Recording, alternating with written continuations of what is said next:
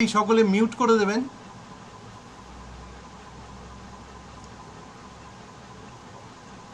আমাদের আজকে দুজন গল্প পড়বেন। একজন হচ্ছেন সিক্তা গোস্বামী চুঁচুড়া থেকে, আর একজন হচ্ছে নীলাঞ্জন চট্টোপাধ্যায়।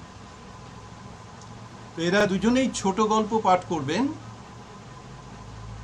তো আমরা প্রথমে সিক্তা গোস্বামীকে অনুরোধ করব গল্প পাঠের জন্য, তারপরে নীলাঞ্জন চট্টোপাধ্যায়। সিক্তা গোস্বামীর গল্পের আলোচনা করবেন দীপারুণ ভট্টাচার্য এবং তারক রেজ। দীপারুণ ভট্টাচার্য এবং তারক রেজ। আমি সিক্তা গোস্বামীকে অনুরোধ করছি গল্প পাঠের জন্য। বাকিরা কাইন্ডলি একটু মিউট করে দেবেন। ধন্যবাদ। শুভ সন্ধ্যা জানাই সকলকে। শোনা যাচ্ছে তো? হ্যাঁ, পরিষ্কার শোনা যাচ্ছে। আচ্ছা, ধন্যবাদ জানাই। শুভ সন্ধ্যা। কোন গল্পের আসর আমাকে আমন্ত্রণ জানিয়েছেন গল্প পাঠের জন্য, আমি সত্যি খুব আনন্দিত। আমি একটি ছোট গল্প পড়ছি। আমার গল্পের নাম লটারি নাম্বার 0। মৃত্যুর কোলে বড় আদরে ঘুমিয়ে আছে শান্তির মা। বিপন্ন অস্তিত্বের মানব প্রজাতির এক প্রতিনিধি। নিজের নাম স্বাধীনতা বিসর্জন দিয়ে এরা বেঁচে থাকে অমুকের মা তমুকের মা এই পরিচয়ে। এরা আমাদের কাজের মাসি। এদের ছাড়া আজও আমরা আমাদের জীবনযাত্রা অচল। বাঁশের চালির ওপর শোয়ানো মৃতদেহ, দেহের ওপর বিছানো রয়েছে নতুন কাপড়ের টুকরো। গোপার দুঃখ লাগা মুখে মৃদু হাসির রেখা। মানুষটার শরীরে এই বোধহয় প্রথম নতুন কাপড়ের টুকরো জুটলো। লোকের বাড়ির ফাটা ছেঁড়া পুড়ে হাসি মুখে কাটিয়ে দিল জীবনটা। মৃতদেহ ঘিরে বেশ কিছু মানুষের জটলা। ফিসফাস কথা ভেসে বেড়াচ্ছে বাতাসে। কাল সন্ধ্যার পর ঘোষগিন্নির বাড়িতে কাজ করতে করতেই বুকে অসহ্য যন্ত্রণা শুরু হয়। খবর পেয়ে পাড়া প্রতিবেশী কোনো রকমের ধরাধরি করে বাড়ি পৌঁছে দেয়। রাতে ডাক্তার এলেও কিছু করা যায়নি। ঘরের কোণে বসে এক নাগাড়ে কেঁদে চলেছে ওর মেয়ে শান্তি। মা মেয়ের সম্পর্ক ছিল বন্ধুর মতো। ভালো ঘরে মেয়ের বিয়ে দিয়েছিল। গোপা শখ করে শান্তির মাকে একটা মোবাইল ফোন কিনে দিয়েছিল। এক গাল উজ্জ্বল হাসিতে মুখ ভরে উঠেছিল। বলেছিল, বৌদি তুমি আমার খুব উপকার করলে, এবার রোজ মেয়ের সঙ্গে কথা বলতে পারবো। মেয়ের শ্বশুরবাড়ি নিয়ে খুব গর্বিত ও আনন্দিত ছিল। ওই বোধহয় তারকেশ্বর থেকে ভাই এলো। আবার কান্নার ঢেউ আছড়ে পড়লো নতুন করে। গোপা খানিকটা পিছিয়ে দাঁড়ালো।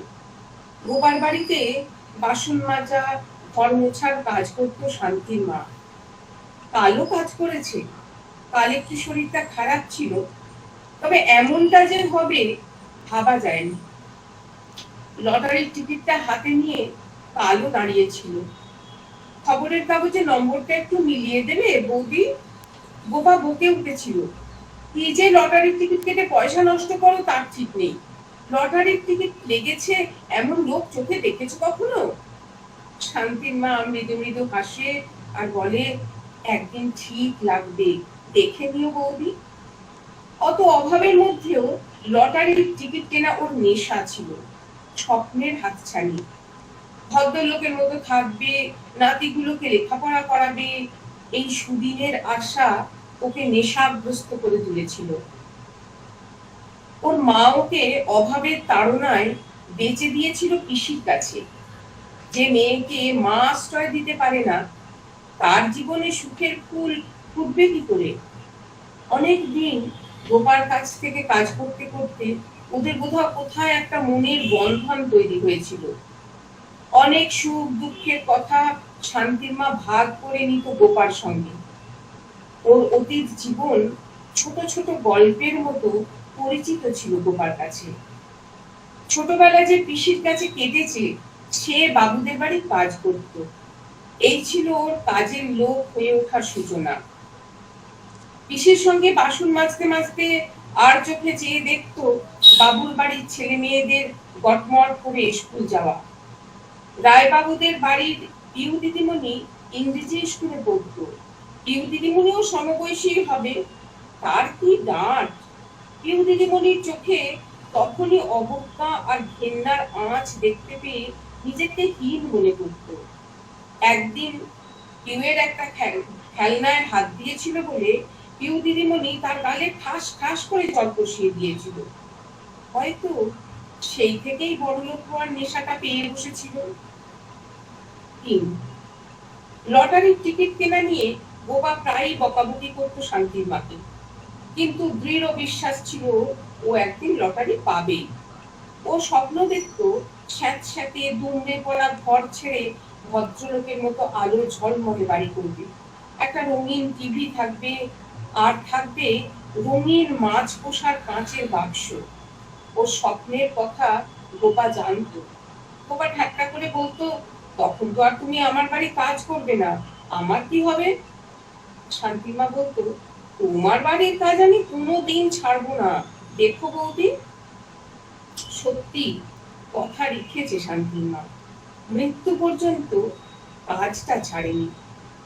ওর জীবনের শেষ যে কিভাবে হবে তা নিয়ে দুশ্চিন্তার অন্ত ছিল না। কেবলই বলতো, আমি রোজ ভগবানকে ডাকি, আমি জানি এমন খাটতে খাটতেই চলে যেতে পারি। আমার ছেলেটা সব স্বার্থপর, শেষ বয়সে বিছানায় পড়ে থাকলে কেউ দেখবে না, ঘাট খরচার টাকাটাও আমাকেই রেখে যেতে হবে। গোপা বলেছিল, কার কপালে কি আছে কেউ জানে না, তবে তোমার ঘাট খরচার টাকা না হয় আমিই দেব, এখন থেকে তোমাকে অত ভাবতে হবে না। গোপা ঘাট খরচার জন্য কিছু টাকা এনেছে, কাকে যে ভরসা করে দেবে বুঝতে পারছে না। ছেলেগুলো তো পাক্কা নেশাখোর, বাবার ধারা ধরেছে।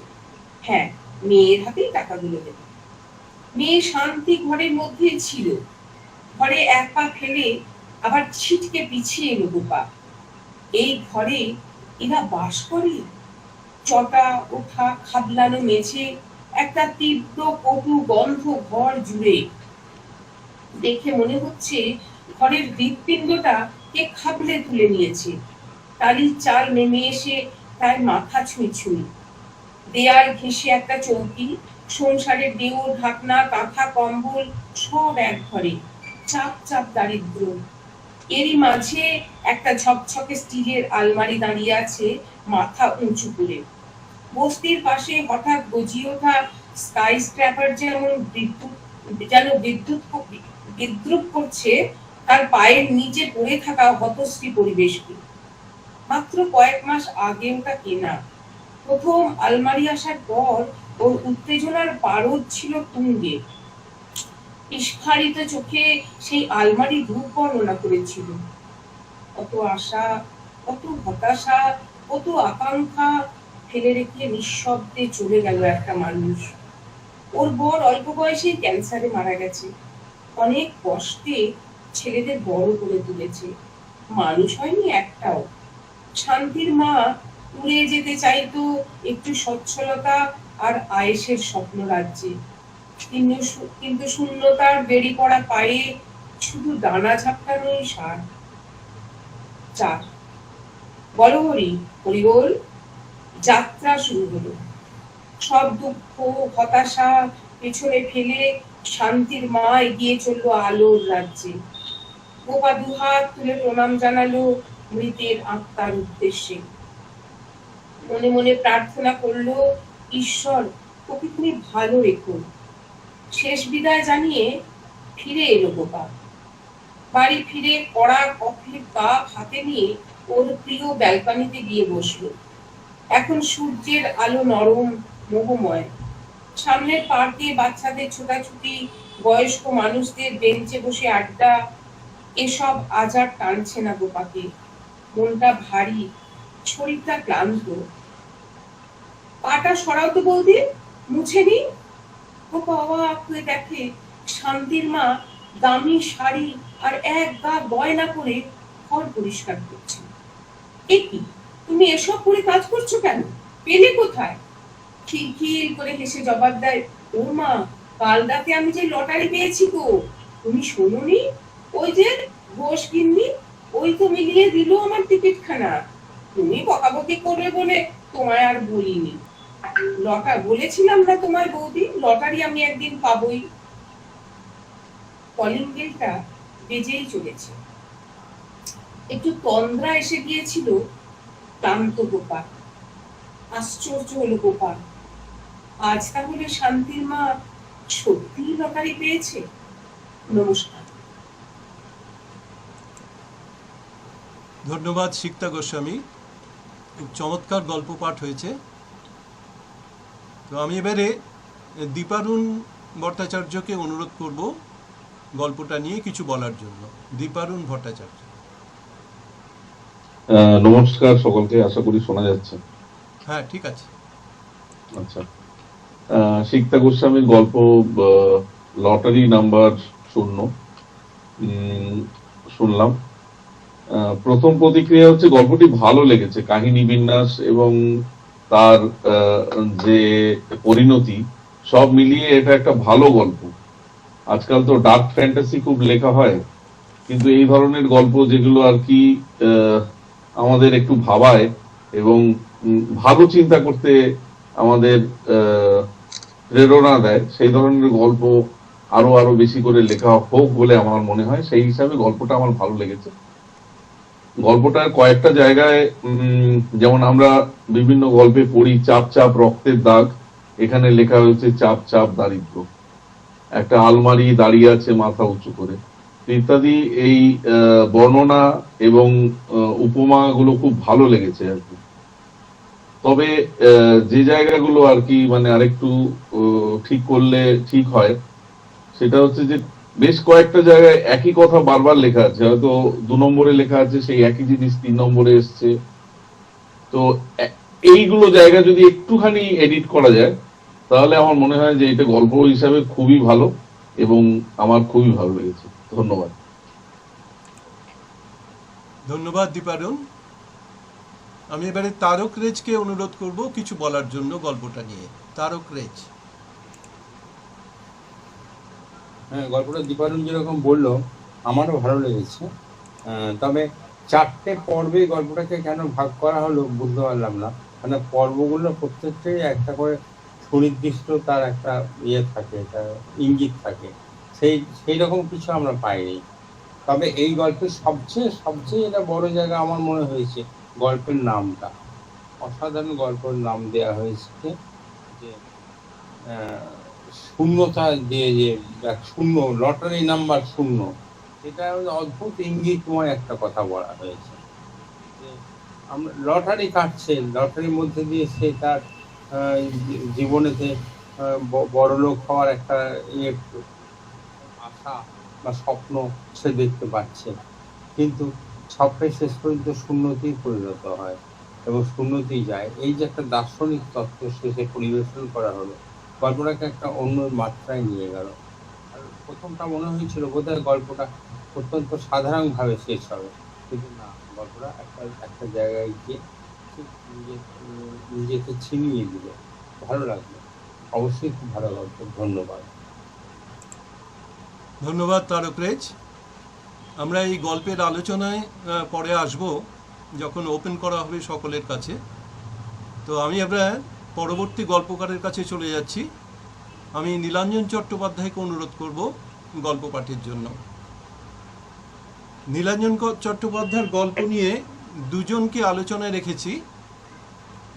একজন হচ্ছেন সুব্রত বসু, একজন হচ্ছেন প্রগতি মাইতি। সুব্রত বসু এবং প্রগতি মাইতি, তারপরে যারা গল্প নিয়ে আলোচনা করবেন সেটা বলতে পারেন। তো আমি নীলাঞ্জন চট্টোপাধ্যায়কে অনুরোধ করছি গল্প পাঠের জন্য। নীলাঞ্জন চট্টোপাধ্যায়। সকলকে শুভ সন্ধ্যা। শোনা যাচ্ছে? হ্যাঁ, শোনা যাচ্ছে। হ্যাঁ, শোনা যাচ্ছে। হুম। আমার গল্পের নাম জানালা, দ্য উইন্ডো, জানালা। সমাজ ব্যবস্থা পাল্টাতে চায় যারা, তাদের সমর্থনে বারবার প্রকাশ্য সভায় বক্তব্য রেখে এবং উগ্রপন্থা মনস্ক এক পত্রিকায় বজ্র বিদ্যুৎ ভর্তি সন্দর্ভ লিখে প্রশাসনের কুনজরে পড়লেন এক প্রথিতযশা চিত্রকর। রাষ্ট্রের অদৃশ্য অঙ্গুলি হেলনে গ্রেপ্তার হতে হলো তাকে আইন রক্ষকদের হাতে। তার বিরুদ্ধে মূল অভিযোগ, তিনি এক অশান্তিকামী, দুর্বিনীত ষড়যন্ত্রী। চিত্রকরের গ্রেপ্তারের বিরুদ্ধে দেশের নানা স্থানে গর্জে উঠল প্রতিবাদ। তাতেই ভয় পেয়ে কর্তৃপক্ষ তাকে বেশি দিন বিনা বিচারে আটকে রাখতে সাহস পেলেন না। অবিলম্বে তার বিচার শুরু হলো। শুনানি চলল অনেক দিন। কত সাক্ষী যে কাঠগড়ায় দাঁড়িয়ে চিত্রকরের বিরুদ্ধে সাক্ষ্য দিল, তাদের অধিকাংশকেই চিত্রকর চেনেনি না। কিছু নাগরিক অবশ্য চিত্রকরের পক্ষেও সাক্ষ্য দিল। প্রতিদিন সাক্ষ্য পর্ব যখন চলতে থাকে, দুপক্ষের উকিল বেশ নাটকীয়ভাবে তাদের কোন্দল চালিয়ে যায়। তখন বিচারক প্রথামতই এক উঁচু চেয়ারে চুপচাপ বসে সব শোনেন। শুনানি চলাকালীন একদিন চিত্রকর বিচারককে ঢুলতে দেখেছিলেন। ঢুলবেনই তো, শুধু এই একটা মামলা নয়, আরো কত জটিল মামলার চিন্তা গিজ গিজ করে তার মস্তিষ্কে, তাকে ক্লান্ত করে। অবশেষে একদিন শেষ হলো শুনানি। 279 জন চিত্রকরের বিরুদ্ধ সাক্ষী আর 9 জন সাক্ষ্য দিল তার পক্ষে। বিচারকের রায় হলো চিত্রকরের যাবজ্জীবন কারাদণ্ড। প্রথা মাফিক বিচারক তার রায়ে দস্তখত দেবার আগে চিত্রকরকে জিজ্ঞেস করলেন, আপনার কিছু বলার আছে? আপনি তো রায় ঘোষণা করেই দিয়েছেন, এখন আর কি বলবো? তবুও দীর্ঘ 14 বছর জেল খাটতে হবে আপনাকে। অবশ্য সশ্রম নয়, আপনি একজন প্রতিষ্ঠিত ছবি আঁকিয়ে আপনাকে বিনাশ্রম কারাদণ্ডই দিলাম।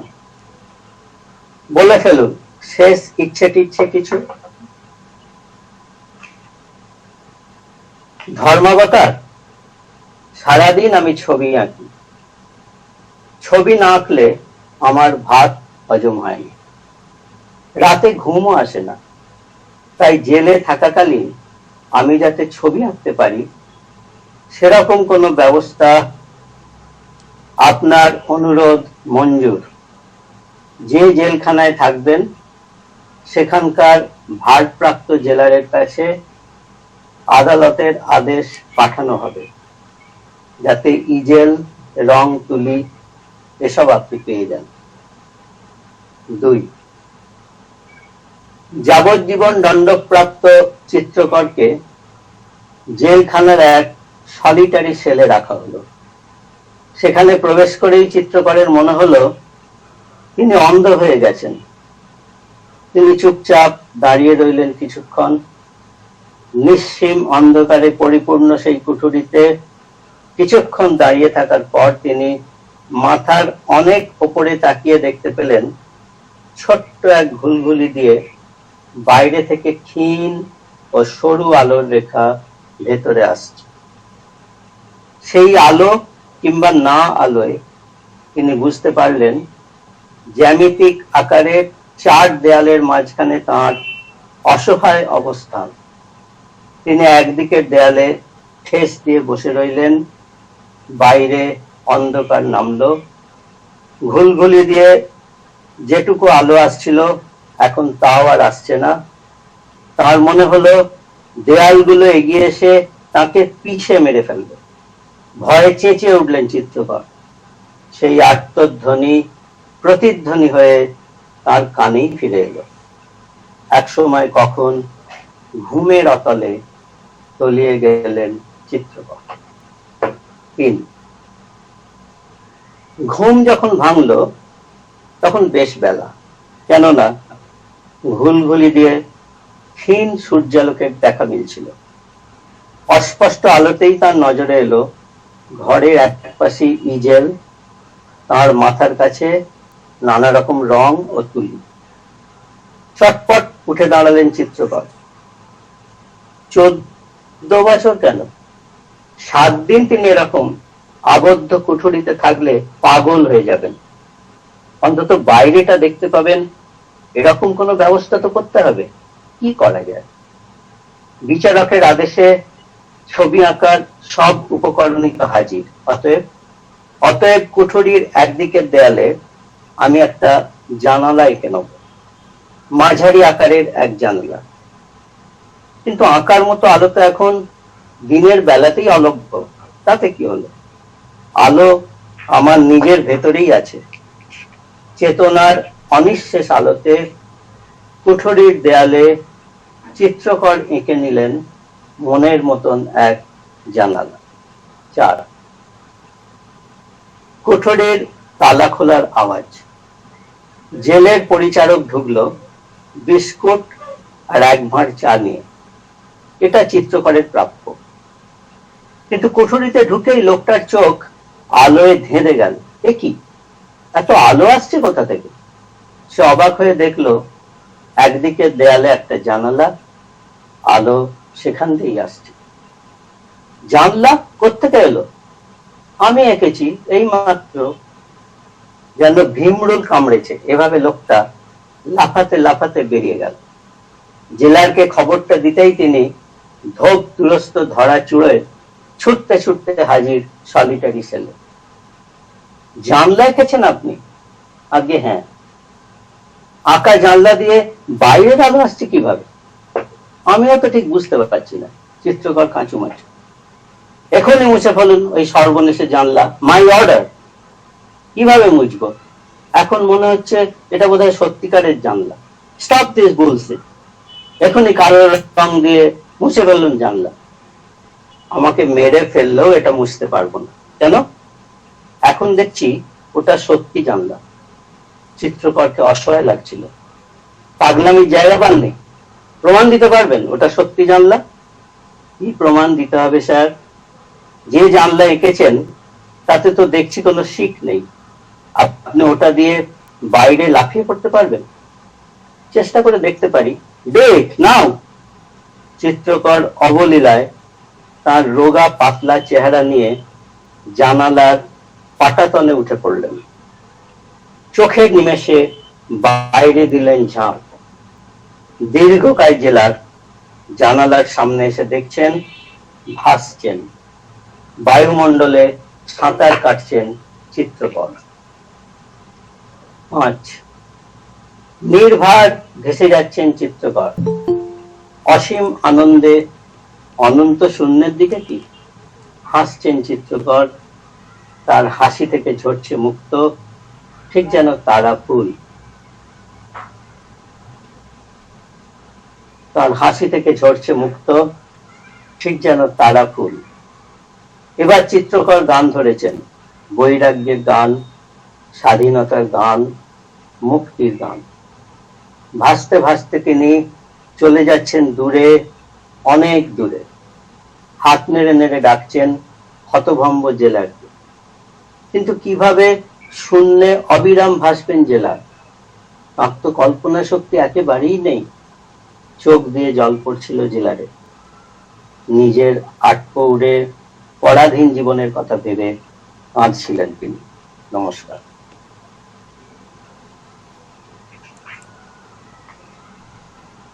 ধন্যবাদ নীলাঞ্জন চট্টোপাধ্যায়। তো আমি এবার নিমুলা অসাধারণ গল্প। প্রগতি মাইতিকে অনুরোধ করব কিছু বলার জন্য। প্রগতি মাইতি। শুভ সন্ধ্যা। আমি নীলাঞ্জন চট্টোপাধ্যায়ের গল্প জানালা শুনলাম, মানে কি বলবো, মানে মানে চুপচাপ, মানে আরেকটু পরে মনে আমাকে বলতে দিলে ভালো হতো। এত ভালো লেগেছে, এই ভালো লাগার রেসটা সঙ্গে সঙ্গে আবার বলতে হবে, এই অনুভূতিটা নষ্ট হয়ে যায়। অসাধারণ অসাধারণ। মানে গল্পটা অ্যাকচুয়ালি মোড় নিল ওই জেলের কুঠুরিতে জানলা আঁকা, ওই জানলা দিয়ে আলো পড়া, ওখান থেকে গল্পটা একটা আলাদা ডাইমেনশন চলে গেল। মানে এই যে ম্যাজিক রিয়ালিজমের কাজটা, এটা নীলাঞ্জন দা অনেক গল্পই করেছেন, এটা খুব সার্থক সুন্দরভাবে তার রূপায়ণ করেছে।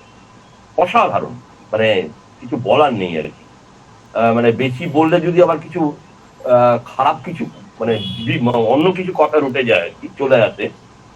আমার মনে হয় আমার অনুভূতিটুকু বলছি, একসব নীলাঞ্জন চট্টোপাধ্যায়।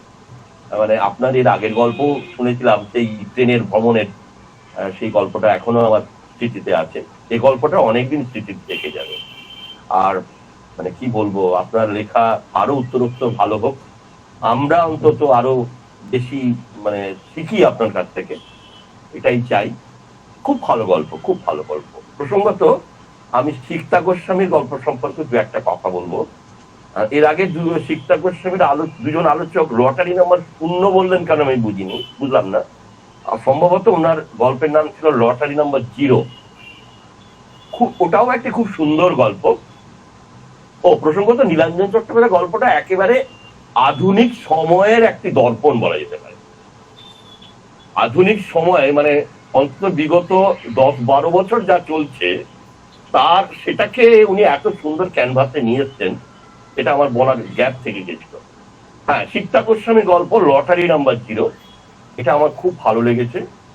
বিশেষ করে আমার একটা জায়গায় আমার ওই বর্ণনাটা, যখন ওই কাজের মেয়েটি শান্তির মা নাকি নামবে, তা ওর ওই বাড়িটার বর্ণনা দিচ্ছিল, তো সেই বর্ণনা একটা জায়গায় ছিল একটা ঝাঁ চকচকে আলমারি মাথা তুলে দাঁড়িয়ে আছে। মানে ওইটা মানে অদ্ভুত অদ্ভুত সুন্দর একটা উনি মানে কি বলবো একটা উল্লেখ করলেন। খুব ভালো গল্প, ওটাও খুব ভালো গল্প হয়েছে। আমার দুটো গল্পই আজ ভালো লেগেছে। দুজন গল্পকারকেই আমি আমার কি বলবো প্রণাম জানাই। প্রগতি মাইতির কথার সুর ধরে একটু বলছি যে উনি যেটা বলেছেন যে একটু পরে আলোচনা করলে ভালো হতো, এটা একদম যথার্থ বলেছে। তো আমরা এবার সুব্রত বসুকে অনুরোধ করব কিছু বলার জন্যে গল্পটা নিয়ে, গল্প দুটো নিয়ে যদি মনে করেন। সুব্রত বসু। শুভ সন্ধ্যা। শোনা যাচ্ছে আশা করি? একদম পরিষ্কার। প্রথমে আমি বলি নীলাঞ্জন বাবুকে ধন্যবাদ যে তিনি প্রথা বিরোধী মানে নির্দিষ্ট প্রথার বাইরে গিয়ে একটি গল্প আমাদের উপহার দিলেন।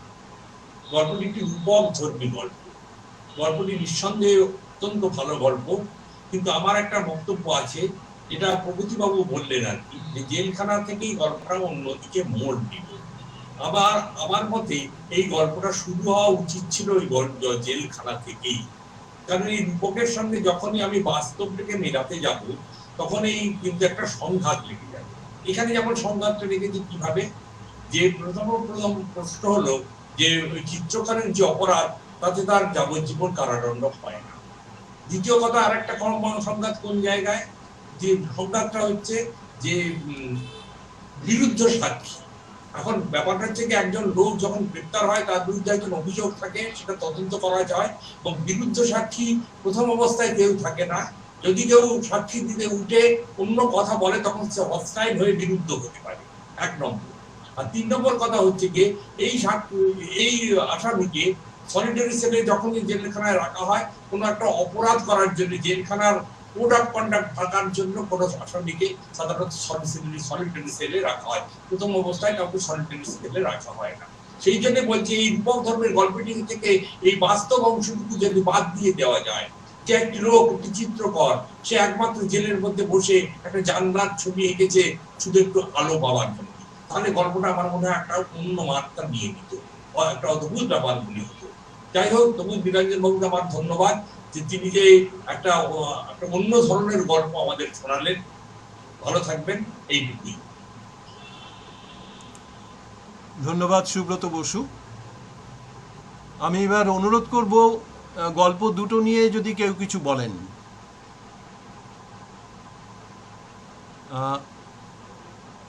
কাকলি দেবনাথকে অনুরোধ করছি যদি কিছু বলেন। কাকলি দেবনাথ।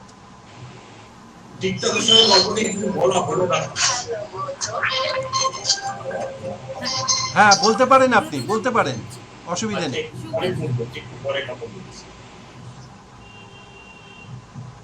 চিত্তা গোস্বামীর গল্প শুনতে শুনতে আমার মনে পড়ছিল যে শরৎচন্দ্রের অভাগীশ্বর বইটা, সেখানেও সেই অভাগী চাইতো কি, সে দেখেছিল যে জমিদার গিন্নি কিভাবে মারা যাবার পর তাকে কিভাবে দাহ করা হচ্ছে, এই আশাটুকু সে করেছে।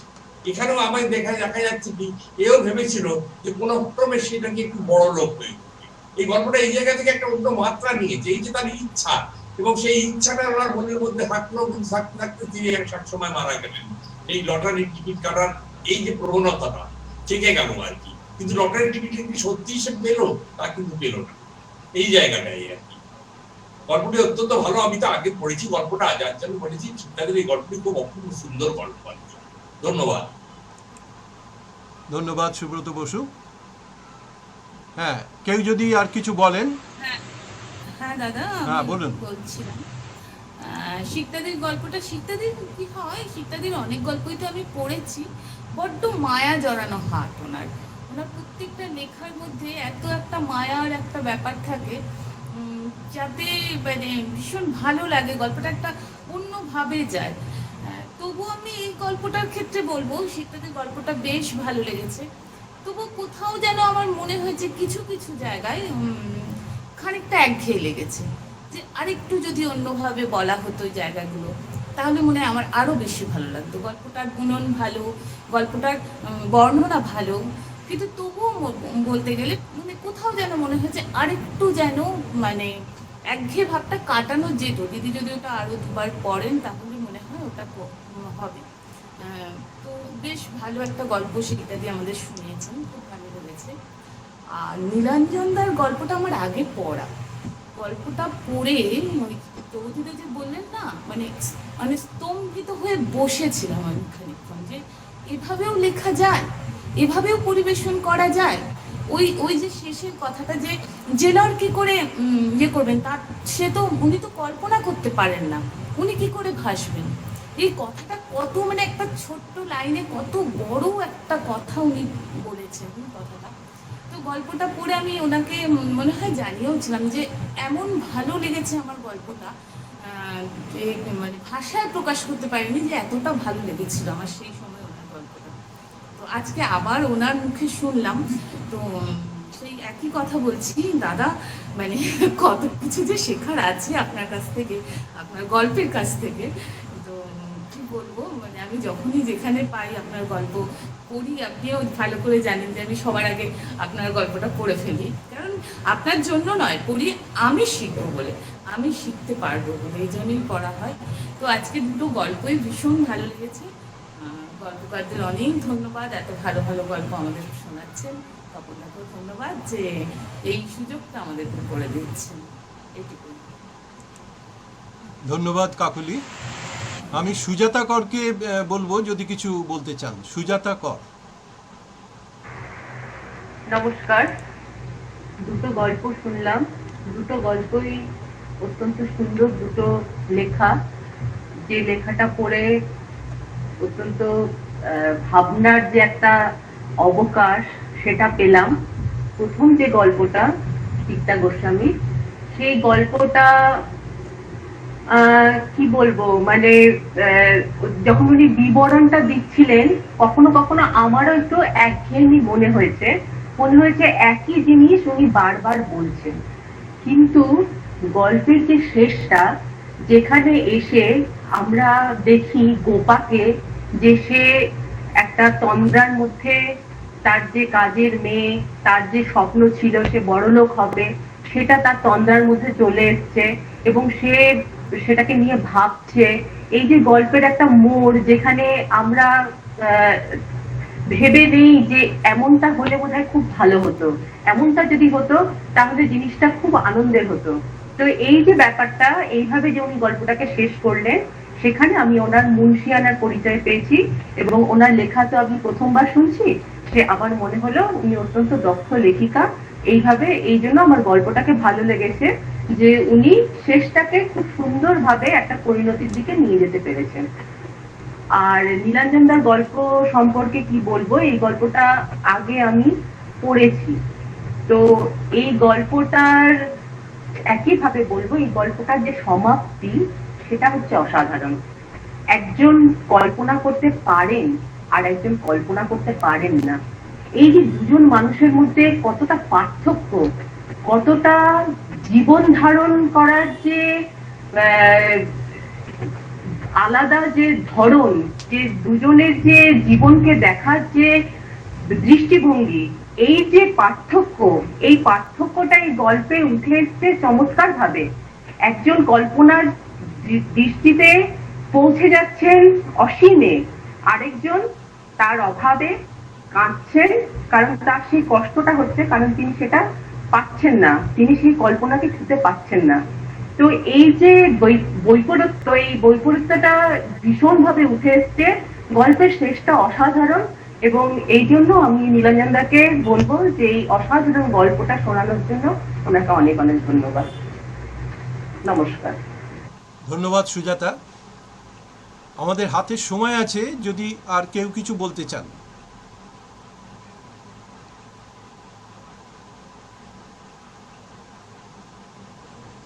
হ্যাঁ, আমি বলছি, নব বলছি। হ্যাঁ, বলুন বলুন। বলছি প্রথমে আগে আমি আমার যে ভালো লাগাটা সেটা বলে নি।